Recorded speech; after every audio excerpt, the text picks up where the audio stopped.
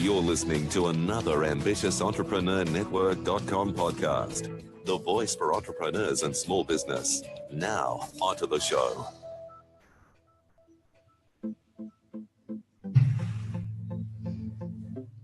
This is Women in Leadership Podcast, featuring success insights from women around the globe.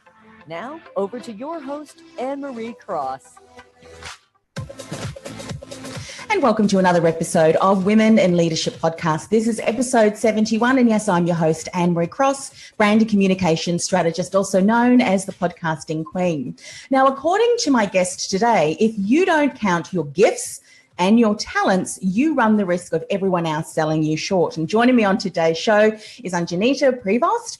And she says, don't let the glitz and glam fool you. She has her own rags to riches story. She's going to share that today.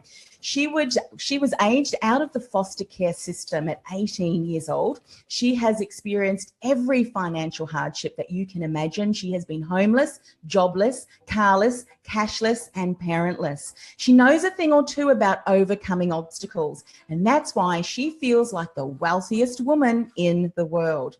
Do you want to know how she closed millions of dollars in sales, how she learned to really sell herself? Today, she is a leading expert in beauty, in wealth and feminine leadership. And she helps entrepreneurs, female entrepreneurs, who are looking to make a big impact in the world to increase their visibility, their leads, their sales, and how to stand in their true feminine power.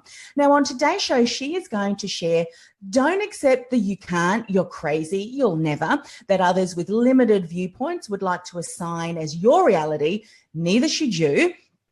Doing your hair, your makeup, and dressing up is not superficial. In her world, it's called feminine leadership, plus the modus operandi of a woman who stands in her true feminine power. And it's okay to have a life that others don't understand. So welcome to the show.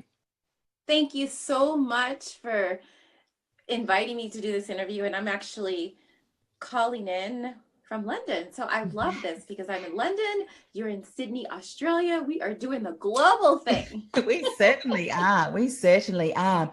So I love the way that, you're really standing in your power. You've had such, if we listened, back to the introduction, you've had so many challenges and obstacles in our life. And, for many of us who do have a challenge or an obstacle, it can get really hard, but you have had so many, and yet you've triumphed over that. And it's so good for you to be able to come on the show and really share some of your insights. And I'm sure what you've done can really impact the lives of many other women. So thank you. Now, you say, don't accept that you can't, you're crazy, you'll never. I mean, so many voices, not only our inner critic, but a lot of the people around us as well, speaking into our lives. And you say, you know what, those limited viewpoints, they're going to keep you stuck. You shouldn't listen to them. So let's dive in. What can we start to do? What are some of the things you did to help you just continue on doing what you needed to do? Well, I started off with drama, and literally from the time I was 2 years old, I had, drama in my life. My father took me away from my mother. I ended up with a surrogate parent. She died at 12. I met my biological mother. She wasn't fit to be a mother, and I ended up in foster care by 15. And then by 18, I was aged out. So for me, I had to figure it out. And having to go through a life where you are considered trouble, you are weird, you are the problem child, no one wants you. I mean, there was something inside of me that wanted more, that believed I could have more. And that always kept me going because the odds were always against me. So for me, I'm used to people calling me crazy. I'm used to people looking at me with a side eye and thinking, oh, who is she? Who do you think you are? But I understand what it's like, but I also understand what happens when you work from within and you deal with your stuff and you face it and you get to the other side. So for me, it's really about dealing with your stuff. Like don't deny it, deal with it. Yeah. And I think one of the things that is so true from your story, and I'd love to point out to everyone, is that the importance of healing through that. Because often what other people say to us, maybe about us or about other people, because that can affect us too, it's really nothing to do with us. It's what's going on in their life, through their mirror, through their lens of experiences. And so when we allow people to speak that negativity into our lives and have it reflect on us when really it's not, then that can keep us stuck. And that's something that you did by dealing with those incidents. What are some of the things that you did that really helped you recognize, all right, my life, I've had many, many obstacles, but I've got a choice?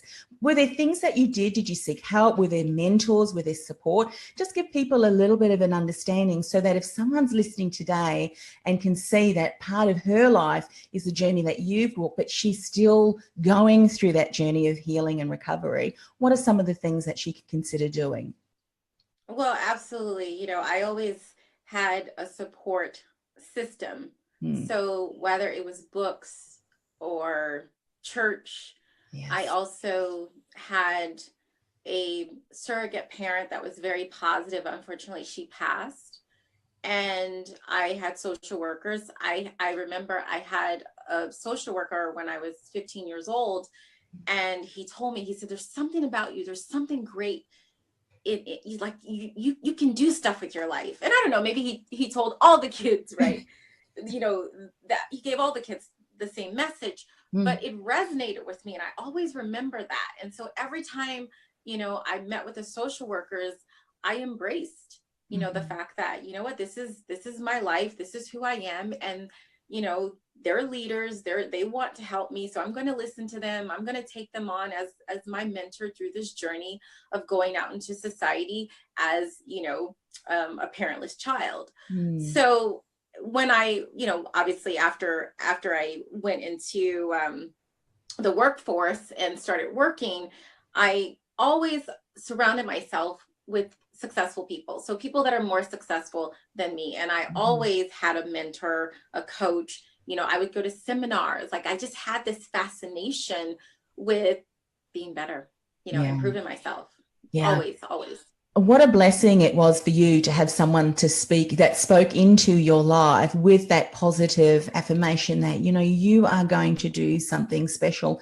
How many people unfortunately don't have that? However, no matter what age you are at, if you are living something again and again, a cycle that's just keeping you stuck, and you know that you've got so much more, let what Ungenita has just said, shared and speak into your life to say, you know what, you have a choice. It's up to you. Don't let other people impact you by their negativity and where they are in their lives. And thank goodness that you have gone through that and now sharing that message. Speak a little bit about what you love to say is around doing your hair, your makeup and dressing up. It's not superficial. Again, this is kind of judgy, isn't it? For some people, they like that and it makes them feel feminine. And you say in your world, it's called feminine leadership, the modus operandi of a woman who stands in her true feminine power. Let's talk about this.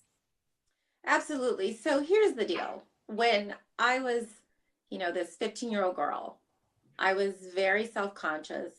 I had low self-esteem, confidence, everything. Now, on the inside, on the outside, people are like, oh, you're cute, you're pretty. But I didn't feel that way on the inside. So I ended up obsessing over beauty products because it made me feel better. You know, I love lotions, I love powder, I love soap. Like I love, you know, taking a bath. And as I got older, I wanted to go into the beauty industry. Because again, I thought, you know, this is going to make me feel better. This is going to give me confidence. And it did. And ironically, I never went to college, but I always could get a job in sales. I was always able to sell. And I would show up and I was, you know, in my, you know, nice clothes and my hair, you know, and makeup and jewelry, you know, and I didn't have a lot of money, but I always looked like $1 million. So I love, you know, you know, there's so many people, especially in our industry, who talk about imaging, and they always say, oh, well, you know, now that I'm a multi-millionaire, I'm going to have this great image. Let me tell you something. When, you know, I had, you know, less than $100 in my pocket, I had $1 million image. Yes. So I just knew that I needed that to catapult me, because inside I was just like, it wasn't pretty. So that's why for me, you know, when a lot of times people look at me and they think, oh, you know, who are you? You're just this glamour girl. And then when they get to know me, they see like there's substance, you know, this girl knows strategy. This girl knows her stuff. But I'm not going to let that go, because it's part of me. And I love being a woman, and I love being feminine. And I think women are too conflicted now. You know, they feel like, well, if I'm too feminine, I'm not going to be taken seriously. And I want to be powerful, so I'm going to stand in this masculine, you know, persona. And I'm sorry, like, I am here to tell you, you can stand in your power. You can wear a dress, you can wear glittery earrings and eyelashes and do your hair, and, you know, it all works. It all works. Oh, absolutely. And thank you for doing that and being a role model in that way. My daughter and I were having a conversation, and someone that she was talking to just recently said, well, what does so-and-so think? And immediately before my daughter, because it just sparked something in me, I said, who cares what other people think? I mean, this had nothing to do with impacting negatively on other people. It was a judgment. And I think what we need to do, and what you have just said so brilliantly, is that when you realize what I call your inner brilliance, you've got a message, you've got to stand for, it's something that you feel really driven to share, and all of the experiences that you have gone through have developed in you a strength, and almost like a calling, a purpose for you now to take that and share that and impart that to other people who perhaps have not yet grown in those skills, abilities, strengths, and so forth. So I think, you know, when people say to anyone, who are you to, or who is she not to, and who are you not to share a message or an experience, because somewhere someone needs to hear that. And so for me, when I hear other people, oh, well, it's just like, whatever. I mean, you know, step aside, because there's a message, and one that is speaking truth, and it really stems from everything that you've gone through, you know, your journey in life. And I think it's so important for people these days, particularly women who are in leadership roles, whether it's in their own business or in corporate, to not try and blend in. Bring your uniqueness out, and that will often really be, you know, create an experience which is uniquely you, because there's nothing worse than trying to put on a mask. Would you agree? Exactly. Yeah. Exactly. So what would you say to a woman then who has been dumbing down herself and has not really allowed her true self to come through? And of course, everything that we're talking about is enhancing image, it's adding value, because you, as we've said, have closed millions of dollars in sales. Imagine if you had listened to the critics that have said, who are you, and all of that. There's no way that you would have been able to do that. So what are some of the key things that you recognize that you can impart for others that are listening today that have not yet quite reached that, and particularly the self-confidence that, you know what, I don't care what other people say, I'm going to do this? I think having skills, I'm gonna get serious now, change the tone a bit. I think it's important to have a skill, you know, and I didn't understand that at the time, you know, because I was sort of forced into making money because I didn't have anything to fall back on. And I always had this skill to sell, like that was a skill. And, you know, I trademarked selling in stilettos. That's the name of my feminine leadership mindset and sales training, because that was always a skill that I had. And I was able to get a job, and I was able to sell myself. You know, I went on to work in the entertainment business. I was a well-known body double. You know, I talk about selling millions of dollars worth of sales, where actually I've been, you know, I'm like, my body's more famous than me, because I've body doubled for like major stars and celebrities. But again, I was able to sell myself. So I think it's important to have a skill. So for me, when I speak about femininity, I say, take your femininity and you combine it with your intellect and your creativity. That's when you're in your power. So I have a brain. I use my brain. I have skills, I can sell, I can market, I can speak, I can network, I can strategize, I can do makeup, I can style, like, I have skills, and that's where I draw my confidence from. So even though sometimes people think, oh, you're just, a glamour girl. Well, in the beginning, yes, it supported me. But now what I have going on the inside trumps everything that you see on the outside. Because I am a force to be reckoned with. Absolutely. Like spend 20 minutes with me and I'll change your life. Guaranteed. Yes. So just forget the lashes, forget the glitz, all that. Substance. That's what I offer. Yeah, absolutely. And thank you for sharing that, because I think many people struggle with that. They don't recognize innate skills, and what an incredible skill and strength to have to naturally be able to sell. Because as we know, women in business, many struggle with that. There's something that really keeps them stuck, and they've got incredible services and products to offer. But unless you're really able to have that conversation and be able to influence a prospective customer to a client, then they remain stuck. So thank you for sharing that. You also say that it's okay to have a life that others don't understand. We've touched on this, but let's speak a bit more about this, because I think that so many women who've got a voice and an incredible message to share don't, because they fear that others are going to criticize them, and so they end up playing small and staying under the radar. Well, let's face it. We live in a world, because of the digital age, where people can say whatever they want to say, right? They can tweet it, they can Facebook it, they can like it, they can not like it. And I think what happens is it causes diminishment. We it's like, oh my God, what are people going to think? So we diminish. Yes. And I think it's so important that if you think you're out of the box, if you think you're crazy, if you think people are not going to like you, you just have to deal with it. Yeah. And you have to accept, because what's interesting about all of this, I love the the premise, of your show, because it goes along with like the Steve Jobs, right? How they thought he was crazy. They thought he was over the top. What are you doing in that garage in Silicon Valley? And then look what he did. Yes. So I think that there, and I call it feminine genius. Like, I think there's something when you are different, when you are special, when you are crazy. I think that there's something there that if you tap into it, I think your greatness, will evolve.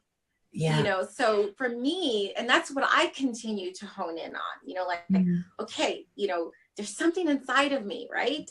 So let me just keep bringing it out. Why suppress it? And you cannot worry about what people think. I've been called every name in the book. People say, oh, I remember I was in, because I have a place in Los Angeles, and I would go to Beverly Hills, and people always thought I was a trophy wife. Because, women that walk around in glamour in Beverly Hills, most of the time they're married to rich men. And people would think, oh, she's just a trophy wife. Like, what is she doing? And people, I was a body double. So people thought, oh, she's just a bikini model, and, she doesn't have anything to offer. And it took me putting myself out there for people to realize that I had reinvented myself. Yes. Like, yes, I worked in movies, and I was a model, and I did all these things, but I evolved. There's more to me than a two-piece bikini, So I think it's important. And I'm going to go back to the skill set, right? Because if you have a skill and you have something inside of you, and you have the right strategy, and you're going to take action, well, you know what? You're probably going to get some good results. And then when you get results, that's when people are going to back off. They're going to leave you alone, or what's going to happen is they're going to want to join forces with you, which I've had the pleasure of dealing with. That's right. It's like, wow, we might as well join her and leverage and learn from her skills. That's so, so true. And, you know, as women, I think it's also a reminder for us not to look at someone and let our own assumptions detract us from recognizing that every single woman, every single person has a story. We don't know what that is. So please, please do not prejudge someone. Have a conversation. We may not necessarily need to agree personally with what they're doing, but everybody lives and has their own journey. And I think every single challenge, obstacle, great experience contributes to that person as a whole in what they're contributing. And, you know, sometimes we need to have the respect to be able to agree to disagree. And, you know, that's all, you know, really fine. But it absolutely. And, you know, it's often those people who continue to judge and look, whilst everybody else who's not really being deflected by that continues to create, continues to impact, continues to influence. And, you know, fantastic. What would be something that you would leave? Maybe one last insight for someone who really feels called to share her message. She has continued to be amongst, unfortunately, people who are calling her crazy. By the way, I got called crazy once, and I actually think it's a compliment, because that means I must be doing something different and quite unique. And I loved what you said before you share that one last insight. I think it's important to really observe and continue just what's going on, because I'm like you. I kind of keep my finger on the pulse, but see what are people speaking around, and often it's the things that people hesitate or are scared of that will be the indication that needs to be spoken about, because everybody's fearful of it. What is it that they need to know? Can we change it? Can we bring another perspective to that voice to be able to change it? You know, if it's one that's going to be positive. So absolutely agree with what you've shared. What would be one last insight that you'd like to share with people today? Well, I call it a drop dead gorgeous mindset makeover. And that's really what carried me and still carries me to this day. I often say, you know, it takes me 60 to 90 minutes to get all dolled up, but I make over my mind like all day. Like that's my focus. So again, changing the belief system, mastering your money mindset. You know, you really have to understand what's going on inside and really be willing to deal with your blocks. You know, I had a lot of blocks that I had to deal with. And I think it's so important to deal with yourself from the inside and know that you have this inner power that is greater, far greater than any circumstance. And you know, I know this firsthand because I'm parentless. I've experienced being homeless, carless, jobless, and cashless. And being able to overcome each one of those scenarios, it allowed me to know that, you know what, I have some power, you know, within. And whenever I have difficult times, I tap into that power. But it's only because I do the mindset work. And I know a lot of people talk about mindset, but you cannot do enough mindset. Like it is the foundation. You know, we talk about business, you know, have a skill, have a strategy, but guess what? You got to have a mindset to go out and, you know, put yourself out there and have confidence within what you're doing, about what you're doing, and then deliver the strategy. And it always starts with the mindset. I absolutely agree with you. As you said, you can have all of the tools, the techniques, the processes, the systems, everything. But if you don't have an empowered mindset, then you're still going to struggle. You're still going to come up and hit your head against that paradigms, those negative paradigms of beliefs. So that's something we certainly need to do more around if we're feeling stuck. So Ungenita, share more about the services and products and just things that you offer that can support people and how they can get in contact with you. Absolutely. So I actually am going to share a couple of things. My Selling in Stilettos program, it's a 90-day feminine leadership, sales, and of course, mindset training. And I cover everything from mastering your money mindset to aligning your message with your market, visibility. We deal with numbers.